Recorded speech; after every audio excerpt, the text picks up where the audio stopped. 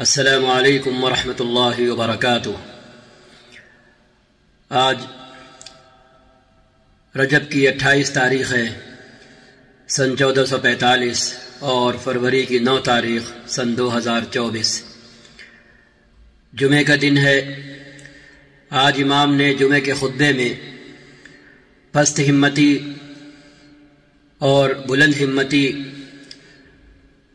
کو عنوان بنا کر خطبہ دیا اور پست ہمت لوگوں کا اور ان کی علامتوں اور نشانیوں کا تذکرہ کیا اور بلند ہمت لوگوں کی بھی خوبیوں کا، ان کی خاص صفات کا تذکرہ کیا۔ امام نے پست ہمتی اور پست ہمت لوگوں کی تفصیل سے نشانیاں اور علامتیں بیان کی، جن کا لب لباب یہ ہے کہ پست ہمت پست ارادہ ہوتے ہیں اور وہ ہاتھ پر ہاتھ دھرے بیٹھے رہتے ہیں۔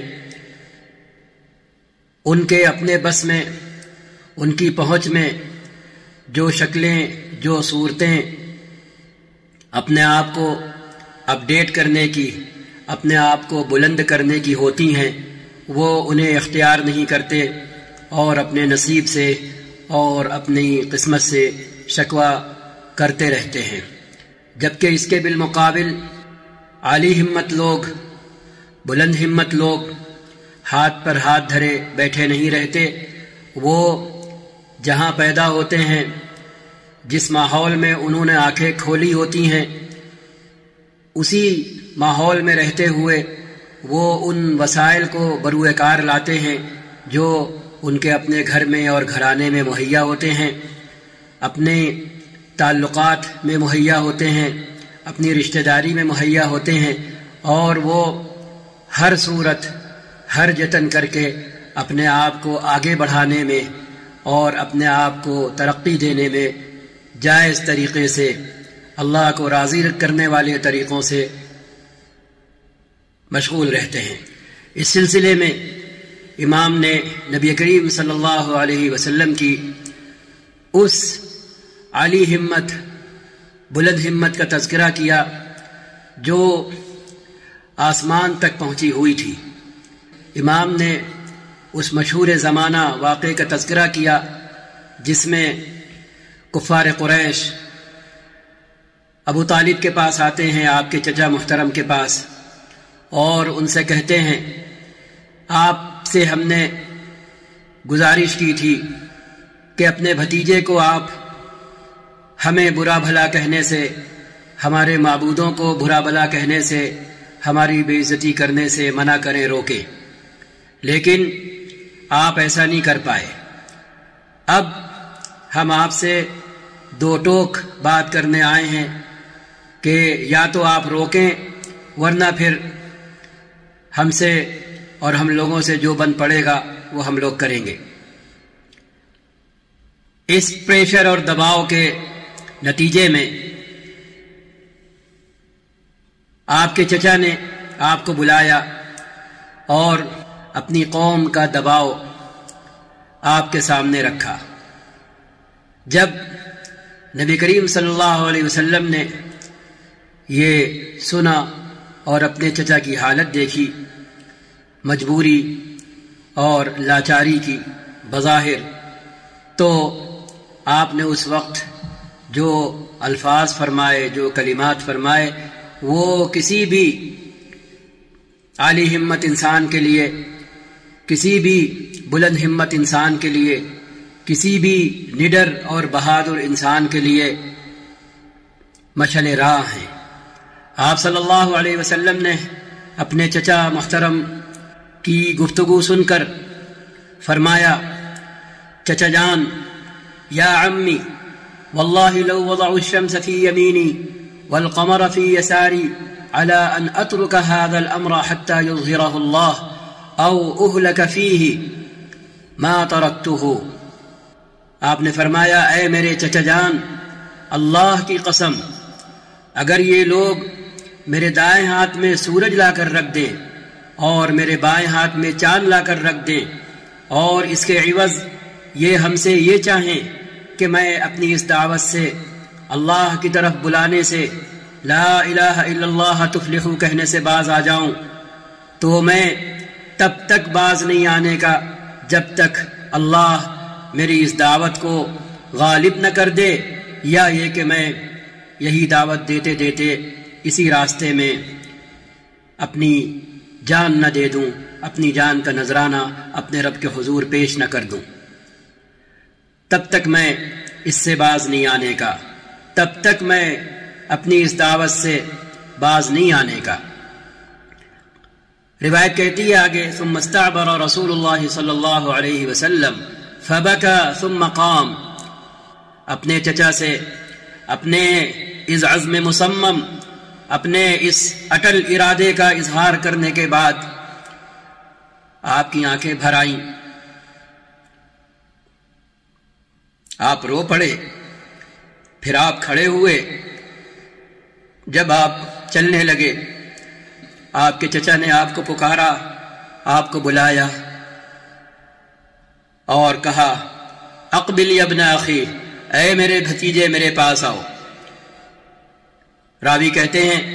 فاقبل علیہ رسول اللہ صلی اللہ علیہ وسلم، تو آپ اپنے چچا کی طرف متوجہ ہوئے، آپ نے منہ پھیرا اپنے چچا کی طرف، فقال، تو آپ کے چچا نے بھی اس وقت آپ کے اٹل ارادے کو، آپ کے عزم مصمم کو، آپ کی بلند ہمتی کو، آپ کی عالی ہمت کو دیکھ کر اور غیر متزلزل ارادے اور ہمت کو دیکھ کر آپ کے چچا نے بھی اسی بلند ہمتی کا اظہار فرمایا اور اس طرح کہا، اذهب یا ابن اخی، اے میرے بھتیجے جاؤ، فقل ما احببت، اور جو کچھ تم کہنا چاہ رہے ہو وہ کہتے پھرو، فواللہ لا اسلمک لشیء ابدا، خدا کی قسم میں کسی بھی چیز کی وجہ سے، چاہے وہ چیز ڈرانے کی صورت میں ہو، دھمکانے کی صورت میں ہو، للچانے کی صورت میں ہو، شرطوں کی صورت میں ہو، دینے کی صورت میں ہو، لینے کی صورت میں ہو، کسی بھی صورت میں ہو، کسی بھی وجہ سے میں تمہیں ان لوگوں کے حوالے کبھی بھی نہیں کروں گا، جاؤ تم اپنی دعوت کا پرچار کرو۔ اس نظارے کا امام نے تذکرہ کیا۔ کیا آج دنیا کے مختلف خطوں میں اور خود ہمارے ملک میں اللہ کا انکار کرنے والے، اس کا استہزاء کرنے والے، اس کا مذاق اڑانے والے، اللہ اور اس کے آخری رسول کے ساتھ ٹھٹھا کرنے والے، کیا ہم نام نہاد مسلمانوں سے، ہم نام کے مسلمانوں سے یہ مطالبہ نہیں کر رہے ہیں؟ یہ مطالبہ نہیں کر رہے ہیں؟ ابھی آج کل اور پرسوں ایک ریاست کے ایک حصے میں جو کچھ ہو رہا ہے اور چل رہا ہے، اور جس طرح ہونا اور چلنا شروع ہو گیا ہے، کیا ہم سے اللہ کا اسی عالی ہمتی کا، اسی بلند ہمتی کا، اسی عزم مصمم کا، اسی پختہ ارادے کا مطالبہ نہیں ہے؟ کیا نبی کریم صلی اللہ علیہ وسلم کا یہ واقعہ تمثیلی صورت میں ہم سے یہ نہیں کہہ رہا، جان جاتی ہو تو چلی جائے لیکن اپنے ایمان کا سودا نہیں کرنا، اور جس عزم مصمم کا، جس پختہ ارادے کا، جس بلند ہمتی کا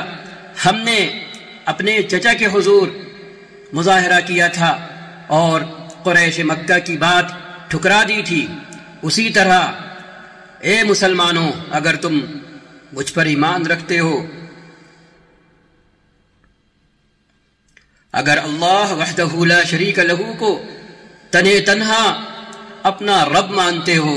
اپنا خالق مانتے ہو، اپنا مالک مانتے ہو، اپنا محیی مانتے ہو، زندگی دینے والا، اپنا ممیت مانتے ہو، وقت مقررہ مکمل کرنے کے بعد اس کے حضور واپس لوٹنے والا، تو پھر تم کو بھی یہ جملے یاد کر لینا ہوں گے، دل و دماغ میں بسا لینا ہوں گے، اپنی نسل کو سکھانا ہوں گے، اور اسی طرح دو دو ہاتھ کرنے کے لیے اپنے آپ کو تیار کرنا ہوگا. اب ذہنی سطح پر، زبانی سطح پر، لسانی سطح پر، فکری سطح پر، عملی سطح پر،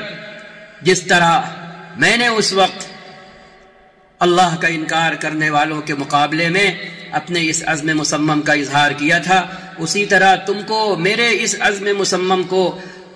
حرز جان بنانا ہوگا. اگر ایمان کے ساتھ ہم سے ملنا ہے،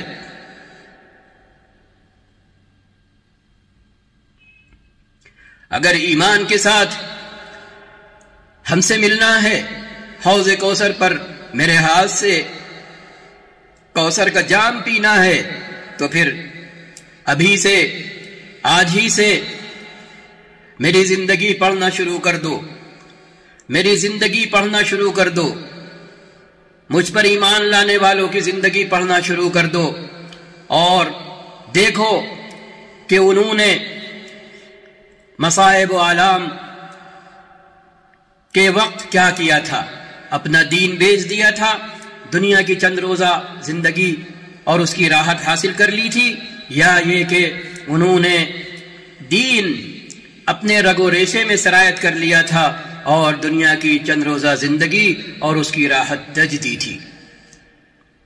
آپ صلی اللہ علیہ وسلم کا یہ مکالمہ، یہ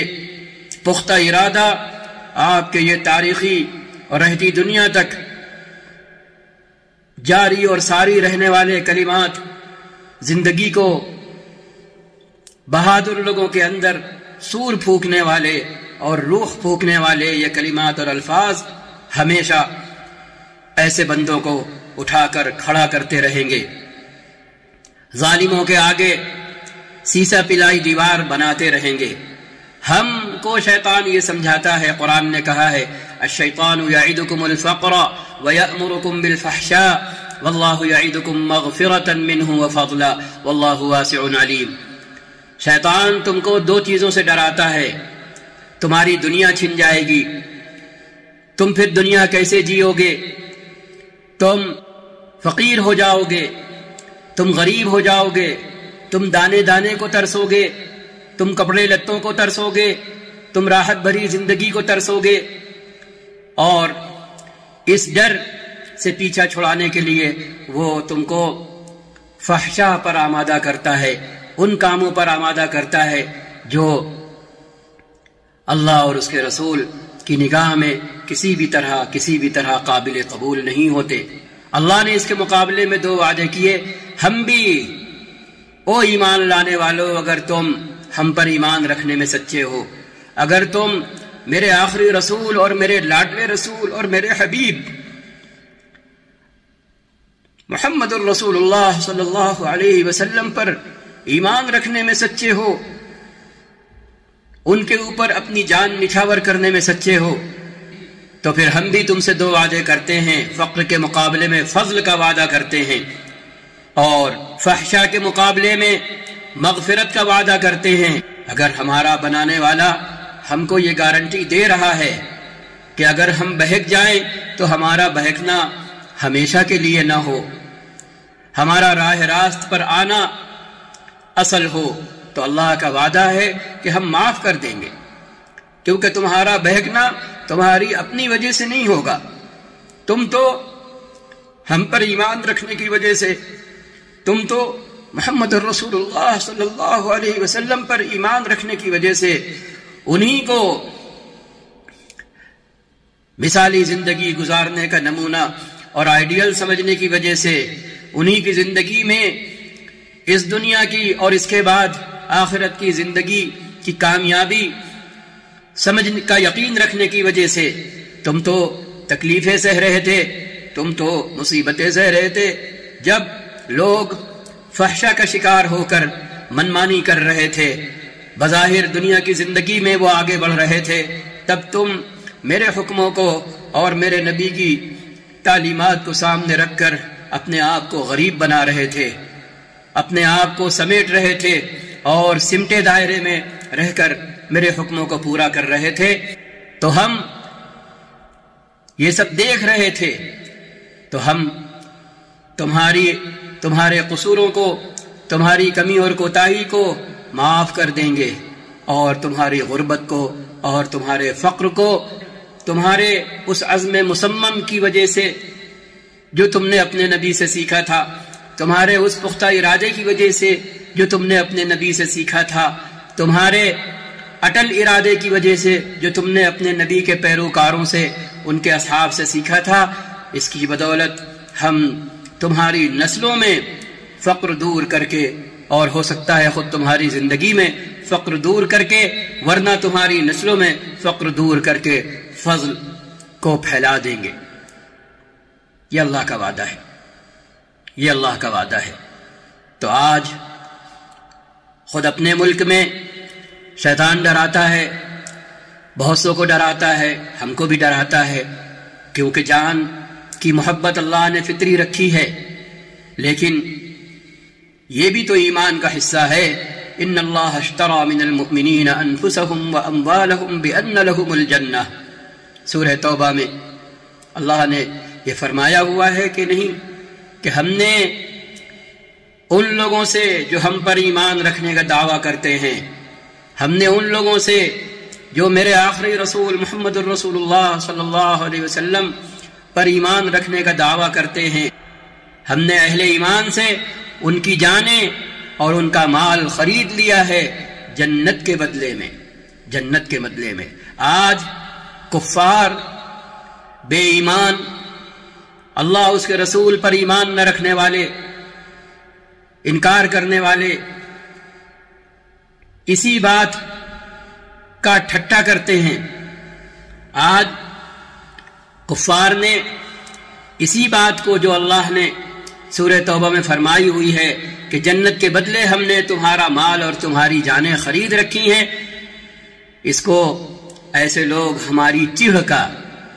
ہمارے ٹھٹھے کا، مذاق اڑانے کا ذریعہ اور سورس بنائے ہوئے ہیں۔ آپ پڑھ لیں، سوشل میڈیا پہ جائیں اور دیکھیں، ہاں کیسی آسانی سے اس طرح کے لوگ جو غفلت کا شکار ہیں،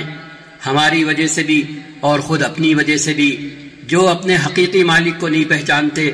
جو اپنے حقیقی انتم ایش دودھ کو نہیں جانتے، وہ ان چیزوں کا ٹھٹھا کر رہے ہوتے ہیں، مذاق اڑا رہے ہوتے ہیں اور لکھ رہے ہوتے ہیں کیا ہوا اگر مر گئے، ہے مر کر کے جو لوگ مر گئے ان پر آنسو کیوں بہا رہے، وہ تو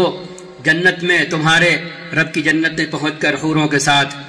موج کر رہے ہوں گے۔ ایسے لوگ بظاہر ہمیں چڑھا رہے ہوتے ہیں، لیکن حقیقت میں وہ سچ بول رہے ہوتے ہیں، کیونکہ اگر ہم نے ایمان کی حالت میں جان دی، ایمانی چیزوں کا دفاع کرتے ہوئے جان دی، ایمانی چیزوں کے آگے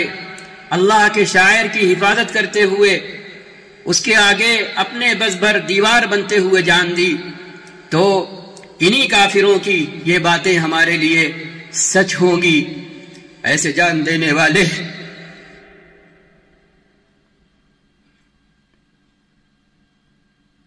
اسی جنت میں موج کر رہے ہوں گے۔ جنہیں سچ کا پتہ ہے انہیں تو اپنے سچ پر جمنا چاہیے، جنہیں ایمان کا دعویٰ ہے انہیں تو اپنے ایمان پر ڈٹنا چاہیے۔ اب وہ وقت آ گیا ہے،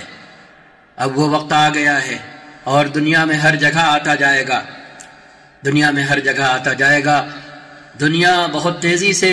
ظلم سے بھرتی چلی جائے گی، جیسے چلتی چلی جا رہی ہے۔ دنیا کے ایک اور خطے میں بھی کل کے سورج نے، کل کے چاند نے اور آج کے سورج نے یہ نظارہ دیکھا ہے اور دیکھ رہا ہے کہ اللہ اور اس کے رسول پر ایمان رکھنے والے لوگ کس طرح اللہ اس کے رسول کے حکموں کا مذاق اڑا رہے ہیں، کس طرح وہ سچ کو پیروں تلے رون کر منمانی کا مظاہرہ کر رہے ہیں، کس طرح سچ کو دبا رہے ہیں اور کس طرح جھوٹ کو غالب کرنے کی کوشش کر رہے ہیں، اور ایسا سب کر کے بھی وہ مسلمانی کا دعویٰ کر رہے ہیں۔ ان کے نام بھی مسلمان ہیں لیکن ان کے کام مسلمانوں والے نہیں ہیں۔ وہ خود اپنے آپ کو مسلمان سمجھ رہے ہیں اور اپنے جیسے دوسرے مسلمانوں کو زیر زمین دفنانے کا، ان کو مغلوب کرنے کا کوئی حربہ نہیں چھوڑ رہے، لیکن وہ یہ بھول رہے کہ جس نبی پر ایمان رکھنے کا اور جس خدا کو ماننے کا وہ دعویٰ کرتے ہیں، بظاہر ان کا دعویٰ نام نہاد ہے، وہ نبی فرما کر چلے گئے ہیں کہ ایسے لوگوں کا کوئی ایمان نہیں ہوگا، ایسے لوگ کفر سے بھرے ہوں گے اور اپنا ایمان اور اسلام صبح و شام کفر سے بدل رہے ہوں گے، کیونکہ وہ اپنے دین کے بدلے، سچ کے بدلے، اپنے نبی کی تعلیمات کے بدلے، اللہ کی ہدایتوں کے بدلے دنیا کی منفعت، دنیا کی چند روزہ زندگی، دنیا کا ساز و سامان، دنیا کا اقتدار، دنیا کی حکمرانی اپنے لیے بٹورنے میں لگے ہوں گے۔ بیتتے گھنٹے، گزرتے لمحے یہ بھی بتا رہے ہیں، یہ بھی دکھا رہے ہیں۔ اس وقت پوری امت اور پوری انسانیت دو حصوں میں بٹتی چلی جائے گی بنا کسی تفریق مذہب و ملت کے۔ مذہب چاہے کچھ ہو، ملت چاہے کچھ ہو، سچ پسند، انصاف پسند ایک طرف ہوتے جائیں گے، جھوٹ اور مکاری پسند کرنے والے، شیطان کے راستے پر چلنے والے،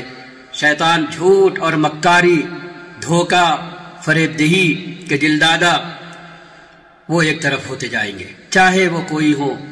ان کا مذہب چاہے کچھ ہو، چاہے کچھ ہو۔ اصل تقسیم اب یہ ہوتی چلی جائے گی، اور آپ دیکھیں تو ہوتی چلی جا رہی ہے، چاہے کوئی ہو، کہنے کو مسلمان ہو، کہنے کو غیر مسلم ہو، کہنے کو سکھ ہو، کہنے کو عیسائی ہو، کہنے کو کوئی ہو، لیکن ہر قوم میں اور ہر مذہب میں سچ گلے سے لگانے والے، سچ کے مطابق زندگی گزارنے والے موجود ہیں، اور ہر جگہ جھوٹ کے پرستار بھی موجود ہیں، اور دھوکہ دے کر لوگوں کے ساتھ مکر و فریب کر کے کسی بھی طرح سے دنیا حاصل کرنے والے بھی موجود ہیں۔ یہ دونوں نظارے آسمان دیکھ رہا ہے، دن و رات دیکھ رہے ہیں، ہم بھی دیکھ رہے ہیں، اللہ بھی دیکھ رہا ہے، ہمارے نبی کو ہماری زندگی کی صورت میں بھی معلومات دی جا رہی ہے۔ اب ہم کو فیصلہ کرنا ہے کہ ہم اپنے ایمان میں، ہم اپنے اسلام میں، ہم اپنے اللہ پر ایمان رکھنے میں، ہم اس کے رسول، آخری رسول محمد الرسول اللہ پر ایمان رکھنے میں کتنے سچے ہیں، کتنے سچے ہیں۔ اللہ نے قرآن کریم میں کہاں کہاں نہیں فرمایا وَلَقَدْ فَتَنَّ الَّذِينَ مِن قَبْلِهِمْ فَلَيَعْلَمَنَّ اللَّهُ الَّذِينَ صَدَقُوا وَلَيَعْلَمَنَّ الْكَاذِبِينَ۔ ہم نے پہلے بھی لوگوں کی جانچ کی تھی، ان کو ٹیسٹ کیا تھا، ان کی آزمائش کی تھی، انہیں پرکھا تھا، تاکہ دنیا دیکھ لے کہ کتنے لوگ سچے ہیں اپنے کہنے میں، اپنے کرنے میں، اپنی کتھنی اور کرنی میں، اور کتنے لوگ جھوٹے اور مکار ہیں، دوہری زندگی والے ہیں، زبان سے لوگوں کے سامنے آ کر کچھ ظاہر کرتے ہیں اور اپنی اندرونی زندگی میں وہ دم کہیں اور کا اور کنہیں اور چیزوں کا بھرتے ہیں۔ یہ دیکھ لے، اللہ نے فرمایا ہوا ہے۔ تو یہ ڈرنے کا وقت نہیں ہے، ڈر فطری ہے، لیکن اس فطری ڈر پر آخرت کا شوق غالب کرنے کا وقت ہے، آخرت کا شوق غالب کرنے کا وقت ہے۔ ہماری یہ بات زبانی جمع خرچ نہیں ہے، ہماری یہ آپ بیتی ہے۔ ہم پر بھی آدھے گھنٹے کے لیے ایسا وقت آیا تھا کہیں پر، جب ہم تھے، بابری مسجد کی شہادت ہو چکی تھی، اور رات کے 9 بجے 10 بجے خبر پھیل گئی، افواہ پھیل گئی کہ حملہ ہونے والا ہے۔ اس وقت کہ وہ 10 منٹ، 15 منٹ، 20 منٹ زندگی کا سرمایہ ہے، فطری ڈر غالب ہوا، جان کی محبت غالب ہوئی، لیکن پھر اللہ اور اس کے رسول کا دیا ہوا علم، اسی کی توفیق سے اپنے والدین کی کسی نہ کسی نیکی کے بدلے کام آیا، اور اس فطری ڈر پر اللہ اور اس کے رسول کا دیا ہوا علم، نبی کی زندگی، اس کے اصحاب کی زندگی غالب آئی، اور پھر خود ہی دیکھا اور اپنے رب کا شکر ادا کیا۔ یہ ہم سب کر سکتے ہیں، لیکن ایسا کرنے کے لیے دین سیکھنا ہوگا، دین پڑھنا ہوگا، اپنے بچوں کو دین سکھانا ہوگا، اور اس کے لیے جو فارمیلٹی ہوتی ہے اس سے ہٹ کر یہ سب کرنا ہوگا۔ اگر ہم سچے ہیں تو ہمیں اب یہ کرنا ہوگا۔ اللہ نے آج کی دنیا ایسی کر دی ہے کہ ہم گھر بیٹھے اپنے بچوں کو دین سکھا سکتے ہیں، ہم گھر بیٹھے خود دین سیکھ سکتے ہیں۔ ہاں، ہم یہ کر سکتے ہیں۔ آج ہمیں دین کی خاطر مدرسوں میں داخلہ لینے کی ضرورت نہیں ہے۔ عمومی سطح پر عوام کی حد تک ایک عمومی بات کہہ رہے ہیں کہ بچوں کو دین سکھانے کے لیے آج مدرسوں میں بھیجنے کی ضرورت نہیں ہے۔ ہاں، اس حد تک ٹھیک ہے جو اللہ نے خود فرمایا فَلَوْلَا نَفَرَ مِن كُلِّ فِرْقَةٍ مِّنْهُمْ طَائِفَةٌ لِيَتَفَقَّهُوا فِي الدِّينِ۔ ہاں، کہ ایسے لوگ ضرور تیار ہوں، لیکن گھر کا ایک ایک فرد دین سیکھ سکے۔ ظاہر سی بات ہے، گھر کا ایک ایک فرد مدرسے نہیں جا سکتا، گھر کا ایک ایک فرد مکتب میں نام نہیں لکھا سکتا، وہاں جا نہیں سکتا، گھر کی عورتیں، گھر کے چھوٹے اور بڑے۔ لیکن آج اللہ نے اپنی قدرت سے وہ نظام اور وہ سسٹم ہم کو دے دیا ہے آن لائن کی صورت میں کہ ہم گھر بیٹھے، مرد ہوں تو، عورت ہوں تو، بچے ہوں تو، بچی ہو تو، چھوٹے ہوں تو، بڑے ہوں تو، بڑی آسانی سے دین کا علم حاصل کر سکتے ہیں۔ دین ہوگا تو ہم جمیں گے، دین ہوگا تو ہم ڈٹیں گے، دین ہوگا تو ہم مصائب و آلام پر اسی طرح صبر کرنے کی کوشش کریں گے جس طرح اللہ کے نبی کے اصحاب نے کوشش کی تھی۔ یہ ہوگا، ورنہ ہمارے ہاتھوں سے دین پھسل جائے گا، ہمارے ہاتھوں سے اللہ پر ایمان پھسل جائے گا، ہمارے ہاتھوں سے اس کے آخری نبی پر ایمان پھسل جائے گا، اور ہم صبح ہوگی تو شام ہوگی تو ہم دنیا کی چند سانسوں کے بدلے میں اور دنیا کی راحت کے بدلے میں اور بظاہر اپنی جان اور اپنے بچوں کی جان بچانے کی صورت میں دین کو سلام کر لیں گے، دین سے ہاتھ دھو لیں گے۔ اللہ نہ کرے، اللہ نہ کرے، اللہ نہ کرے کبھی ہم پر، ہماری آل و اولاد پر، آپ پر اور آپ کی آل و اولاد پر یہ وقت آئے اور یہ حالت آئے۔ اللہ کے نبی کا حکم ہے عافیت مانگو، عافیت مانگو۔ ان خیر ما اوتیتم العافیہ، آپ صلی اللہ علیہ وسلم نے فرمایا بہترین چیز جو اللہ کی طرف سے کسی کو ملتی ہے وہ عافیت ہے، وہ عافیت ہے۔ عافیت سے بڑھ کر کوئی چیز نہیں۔ ہاں، لیکن جب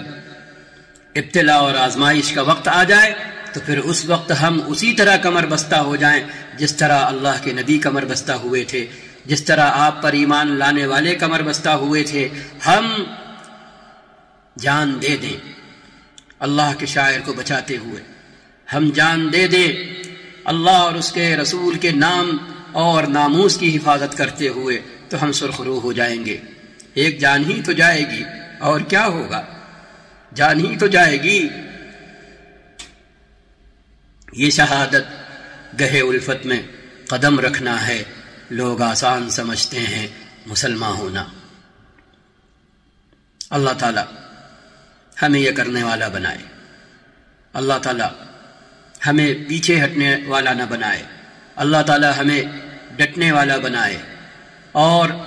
اس کی شروعات اپنے آپ سے ہوتی ہے، اپنے گھر سے ہوتی ہے، اپنے بچوں سے ہوتی ہے، اپنے خاندان سے ہوتی ہے اور اپنے اہل خاندان سے ہوتی ہے۔ ہم اگر یہ شروعات کریں گے تو دوسرے بھی ہمیں دیکھ کر کریں گے، یہ طعنہ نہیں دیں گے کہ یہ اپنے لیے تو کچھ پسند کرتے ہیں اور دوسرے کے لیے کچھ پسند کرتے ہیں۔ اللہ تعالی ہمیں کہنے سننے سے زیادہ عمل کرنے کی کوشش کرنے والا بنائے، تاکہ ہم جب جان اپنے خالق کے سپرد کریں تو روح ہماری اس کے حضور سجدہ ریز ہو ایمان کی حالت میں، اور ہمارا رب ہم سے خوش ہو اور ہمیں وہی بشارت دے جو ہم نے اس سے پہلے بھی سنائی اور ہمیشہ سنائیں گے۔ اے نفس مطمئنہ، واپس چلو اپنے رب کی طرف خوشی خوشی، رب بھی تم سے خوش، تم بھی اپنے رب سے خوش۔ میرے بندوں کے ساتھ رہو جا کر اور میری جنت میں رہو جا کر۔ یہ ہمیں اپنا ہدف اور ٹارگٹ بنانا ہوگا۔ یہ آیت ہمیں اپنی پیشانی پر نقش کرنا ہوگی، اور وہ آیت بھی ہمیں اپنی پیشانی پر نقش کرنا ہوگی جو حضرت یعقوب علیہ السلام نے اپنے بیٹوں کو نصیحت کرتے ہوئے انتقال کے وقت، آخری ہچکیاں لیتے وقت کی تھی۔ وَلَا تَمُوتُنَّ إِلَّا وَأَنْتُمْ مُسْلِمُونَ، تمہیں موت اس حالت میں آئے کہ تمہارا دل، تمہارا دماغ، تمہارا بدن، تمہارے اعضاء، تمہاری زبان اپنے رب کے آگے سرنگوں ہو، اپنے رب کے سپرد ہو۔ ہاں، کسی بھی دباؤ میں آ کر تم اگر زبان سے کچھ غلط بول بھی دو تو اللہ کی طرف سے اتنی چھوٹ ہے، لیکن دل تمہارا اسی کے حضور حاضر ہو، اسی کے سپرد ہو، اسی کے تابع فرمان ہو۔ والسلام علیکم ورحمۃ اللہ وبرکاتہ۔